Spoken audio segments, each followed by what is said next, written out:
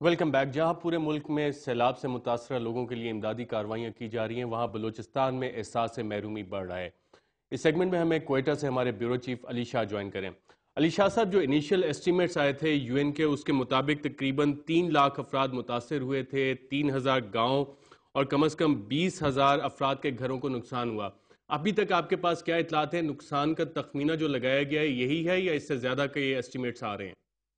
اقوام متحدہ کے ادارہ برائے مہاجرین کے مطابق ان کے سربراہ یہاں پر آئے تھے، انہوں نے یہاں کوئٹہ میں ایک پریس کانفرنس بھی کی۔ ان کے مطابق بلوچستان میں سیلاب اور طوفانی بارشوں کے باعث 5 لاکھ سے زائد افراد متاثر ہوئے ہیں۔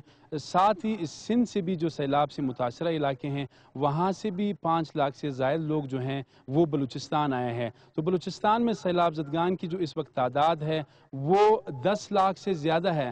جہاں تک تخمینہ ہے وہ ابھی تک ظاہر ہے بہت سے ایسے علاقے ہیں جہاں پر ابھی تک حکام نہیں پہنچے ہیں۔ اب بھی سندھ اور بلوچستان سے تعلق رکھنے والے لاکھوں سیلاب متاثرین امداد کے منتظر ہیں۔ 1 مہینہ گزر گیا ہے، ابھی تک خاص کر جو ضلع جعفر آباد ہیں، نصیر آباد ہیں، خیمے نہ ملنے کی وجہ سے بہت بڑی تعداد میں جو سیلاب متاثرین ہیں وہ بے سر و سامانی کی حالت میں کھلے آسمان تلے پڑے ہیں۔ میں نے خود وہاں پہ 3 دن گزارے، ایک مرتبہ پھر 2 دن گزارے وہاں پر۔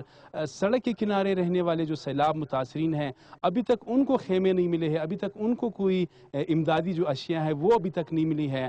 ضلع جعفر آباد اور نصیر آباد، ان 2 اضلاع کا شمار بلوچستان کے حساس اضلاع میں ہوتا ہے۔ ایسے علاقے ہیں، خاص کر چتر کا علاقہ ہے، پولیجی کا علاقہ ہے ضلع نصیر آباد میں، وہاں پر 1 مہینہ ہوا ہے۔ تحصیل چتر اور ڈیرہ مراد جمالی کا جو زمینی رابطہ ہے وہ 1 مہینے سے زائد کا عرصہ ہوا ہے، وہ ابھی تک منقطع ہے۔ تو بعض علاقوں میں امن امان کا مسئلہ ہے، دور افتادہ علاقے تو بہت دور کی بات ہے، جو سڑک کے قریب رہنے والے جو لوگ ہیں ان کو ابھی تک کوئی چیز نہیں ملی ہے۔ ساتھ ہی جو تحصیل گنداخہ ہے ضلع جعفر آباد کا، وہاں پر ہم نے حکام سے بات کی اور لوکل لوگوں سے وہاں پر بات کی۔ ہزاروں سیلاب متاثرین جو ہیں وہ وہاں پر محصور ہیں، وہاں پہ حکام جاتے ہیں ہیلی کاپٹروں کے ذریعے، اوپر سے سامان گراتے ہیں، مگر ہماری معلومات یہ ہے کہ وہاں پر جتنا سامان گراتے ہیں اس میں 5 یا 10% جو ہے وہ متاثرین وہاں پر جو محصور ہیں ان کو ملتا ہے، باقی جتنا بھی سامان ہے وہ ضائع ہوتا ہے۔ ساتھ ہی جو اہم وجہ ہے نصیر آباد اور جعفر آباد میں، وہاں پر جس طرح پہلے میں نے عرض کیا 5 لاکھ سے زائد سیلاب متاثرین سندھ سے آئے ہیں۔ اب ظاہر ہے ٹھل، کندکوٹ، گڑی خیرو اور جیکب آباد میں جو اندرونی سندھ کے علاقے ہیں وہاں پر سیلاب کا پانی کم ہونا شروع ہو گیا ہے۔ یہ متاثرین دوبارہ اپنے گھروں کو واپس جانا چاہتے ہیں۔ میں نے خود وہاں پہ یہ آبزرو کیا، جو جمالی بائی پاس ہے، جمالی بائی پاس سے متاثرین کو منتقل کرنے کے لیے جیکب آباد، وہاں پر حکام نے کوئی انتظام نہیں کیا ہے، نہ وہاں پر شاہ صاحب، کیا وجوہات ہیں کہ 1 مہینہ گزرنے کے باوجود حکام کو یہ بھی پتا تھا کہ امن و امان کی صورتحال کے بھی مسائل ہیں، ایکسس کے بھی ایشوز ہیں، تو پلاننگ کیوں نہیں کی گئی کہ ان لوگوں کو امداد صحیح طرح سے پہنچائی جائے؟ سب سے پہلے تو یہ بات ہے کہ یہاں پر جو صوبائی حکومت ہے وہ ابھی تک مخیر حضرات اور عالمی امدادی ادارے جو ہیں ان کی توجہ بلوچستان کے سیلاب متاثرین کی جانب مبذول کرانے میں وہ کامیاب نہیں ہوئی ہے صوبائی حکومت۔ ساتھ ہی میں آپ کو یہ بتا دوں کہ نیشنل ڈیزاسٹر مینجمنٹ اتھارٹی نے، آپ کے علم میں ہوگا، NDMA نے یہاں پر بلوچستان کی، چونکہ جس طرح پہلے میں نے آپ کو بتایا یہ حساس اضلاع ہے، یہاں پر انہوں نے جو غیر ملکی NGOs ہیں ان پر پابندی لگائی کہ وہ وہاں پر آپریٹ نہ کریں۔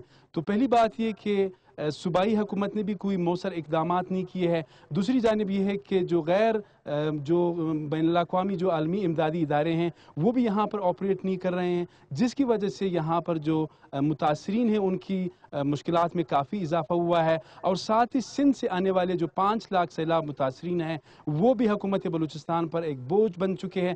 میں نے پہلے آپ کو بتایا۔ شاہ صاحب، آپ ہمارے ساتھ رہیے گا، یہاں پہ ہم ماروی میمن صاحبہ سے پوچھتے ہیں کہ ان حالات میں سیکیورٹی کنسرنز کتنے امپورٹنٹ ہوتے ہیں کہ کچھ علاقوں کو آپ ریسٹرکٹڈ کر دیتے ہیں اور وہاں پہ انٹرنیشنل آرگنائزیشنز کو بھی نہیں جانے دیا جاتا، جیسے کہ علی شاہ صاحب بتا رہے تھے۔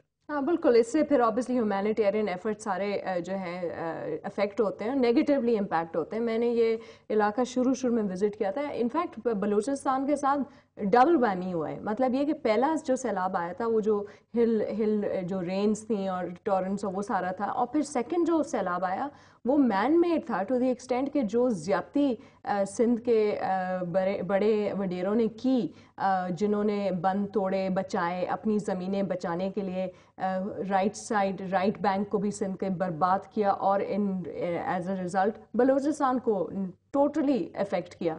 तो ये जो ज़्यादती हुई है, ये एक किस्म का डबल अटैक था बलूचिस्तान पर, और ये हमने कभी इस पे हम बात करते हैं बंद तोड़ने पे भी। अली शाह साहब, इस एक छोटे से सवाल का आप जवाब देते जाइएगा। प्रोविंशियल गवर्नमेंट की इतनी कैपेसिटी है कि आपने कहा कि 10 लाख लोग यहाँ पे भी बलूचिस्तान में मुतासिर हैं, उनके लिए इमदाद फराहम करें, या कि जो फेडरल गवर्नमेंट है उसको मजीद इकदाम करने पड़ेंगे और अपने ख्वाब गफलत से जागना पड़ेगा? सूरत हाल ये है, जहाँ तक प्रोविंशियल गवर्नमेंट का ताल्लुक है, प्रोविंशियल गवर्नमेंट की ये कैपेसिटी है कि ये चंद हज़ार जो सैलाब मुतासरीन हैं उनको खेमे वगैरह तो दे सकती है, मगर जिस तरह मैंने पहले अर्ज़ किया कि यहाँ पर इस वक्त 10 लाख सैलाब मुतासरीन हैं, ये सूबाई हुकूमत के बस से बाहर की बात है। अगर एक टाइम का भी इनको खाना दे या एक दिन का खाना दे, 20 लाख लोगों को खाना फराहम करना, ये सूबाई हुकूमत के बस की बात नहीं है। बिल्कुल, सूबाई हुकूमत की कैपेसिटी। अली शाह साहब, प्रोग्राम रिपोर्टर में शिरकत का शुक्रिया। नाज़रीन, जब हम एक ब्रेक के बाद वापस आएंगे तो लश्करी रईसानी और हासिल बजिंजो साहब से भी इस मौजू पे अपनी गुफ्तगू जारी रखेंगे, एक वक्फे के बाद।